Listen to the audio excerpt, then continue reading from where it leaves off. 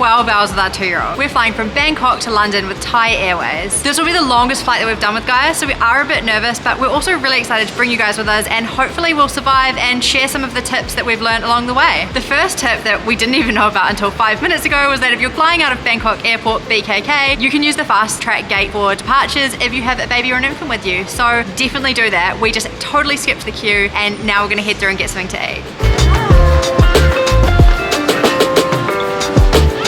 We're flying Bangkok to London with Thai Airways, and we're pretty excited because they're regularly voted one of the best economy cabins by Skytrax every single year. Hopefully that means flying 12 hours with a 2-year-old is going to be a little bit more comfortable and a bit more enjoyable. The reason that they're voted one of the best airlines for economy is because they have a bigger seat pitch and they also have much larger leg room, and the configuration is also 333, so it means that there is so much more space for all of us in economy. Fingers crossed it's going to be a good flight.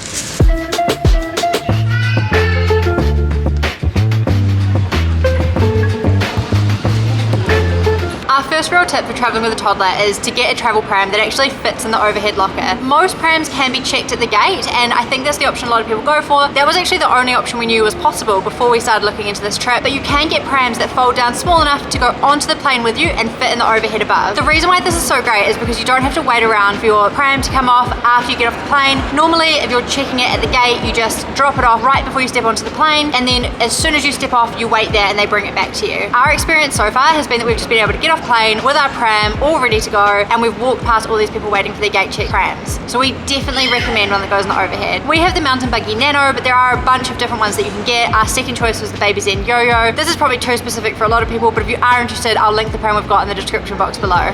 If you've met Gaia or you've seen any of our previous videos, you'll know that she's not the type of toddler to sit still. So this brings us to our second tip for traveling with a toddler, and that is to board the plane last. We think it is the best way to do it. Now, this doesn't seem like the conventional way, but it means that you can get all that last little bit of activity done. Gaia can run around and do everything that she needs to do before getting on, and it means that she doesn't have to sit and wait on the plane for it to take off. So that's our second tip, and hopefully one that you guys will enjoy.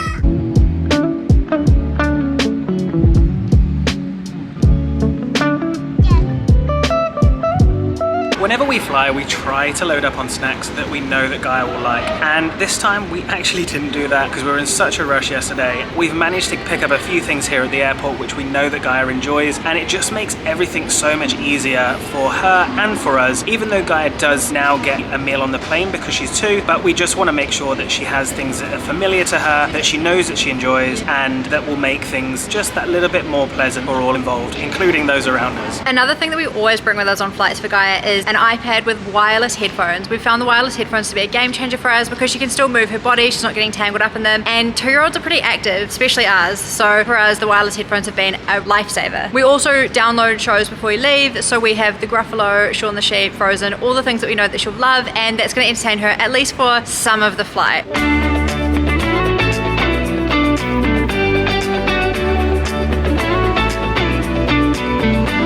Obviously, we're big fans of screen time on the flight. I think it makes it more enjoyable for us, more enjoyable for Gaia, and more enjoyable for everyone around us. But I know a lot of people aren't, and we also have a bunch of other things that we bring on the flight to keep Gaia entertained, and we'll show you guys some of those as well. One of her favorite things to play with is her reusable sticker books. We find these so great because the pieces don't get lost, it's mess-free, and it folds flat, obviously, like a book, so it doesn't take up much space in our carry-on. We also have these coloring books that you use with water, so again, it's no mess. You fill up the little pen with water, and it's just really super fun and super clean and easy. We also always bring her doggy backpack, which you might have seen in some of our other videos, and she loves to play with all her little toys in there, lining them up on her tray table, putting them on the seat next to her. That's a bit more tricky because they can get lost, but we really try and have a couple of new things that she hasn't seen before so that there's something new and exciting to engage her on the flight rather than just putting the iPad on straight away.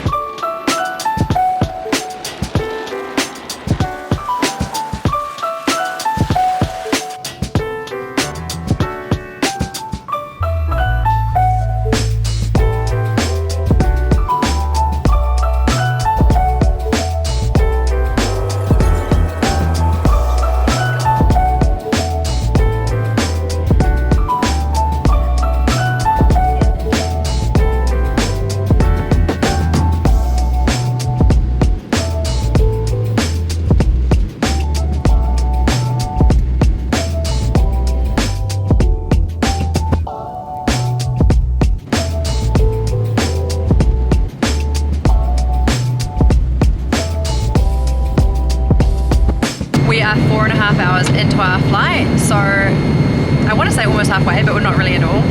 And so far Gaia's doing amazing. She slept for half an hour, and annoyingly I really had to go to the bathroom, so I woke her up accidentally, and so she only had a half an hour nap, but we're still doing okay. We're hoping she'll have another nap before we land.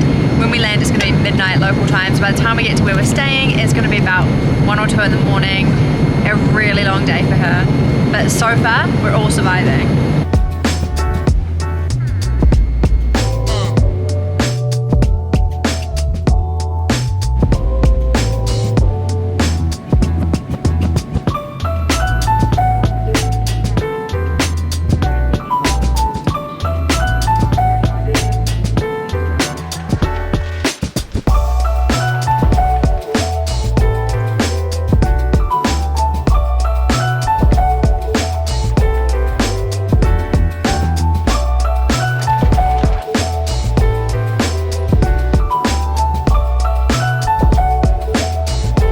We have made it to Heathrow. That was a long flight. Gaia did amazingly. She slept for about 4 hours, which is pretty good. We've landed at 7:30 local time, and it's like 2 a.m. for Gaia or something crazy like that. So she's doing amazingly. Luckily at Heathrow we were able to go through the family line for the fast track and didn't have to wait in a queue at all. It was super simple. We were really worried about long queues and delays, but having a baby, you get priority. And it's so strange because this is the first country that we've been in 3 years where you don't have to wear a mask, and so all the airport staff are not wearing masks, all the people at immigration. It's really strange for us. Obviously we're still wearing ours, but yeah, excited to be back. Flying in, we were greeted by this amazing sunset. It was just beautiful, and really excited to be back in London and show Gaia where Josh and I met. We got to our friend's house here in London. We got in at about 9:30 p.m. This takes me to one of the tips that we didn't share in the video, which was choosing the right time to fly. And we just wanted a direct flight to make it as easy as possible, but it meant that we got in at what Gaia thought was about 2 a.m. in the morning, and then she woke up at 2 a.m. thinking it was party time, and we couldn't get her back to sleep. So I've been up with Gaia since about 2:45, trying to let Renata have some sleep, but it's gonna be an interesting day today, and we're really looking forward to having a couple of weeks here in London. So we really hope that you like this video, and please like, subscribe, share, and we're looking forward to taking you on this journey through London and the UK over the next few weeks. See you later. Bye.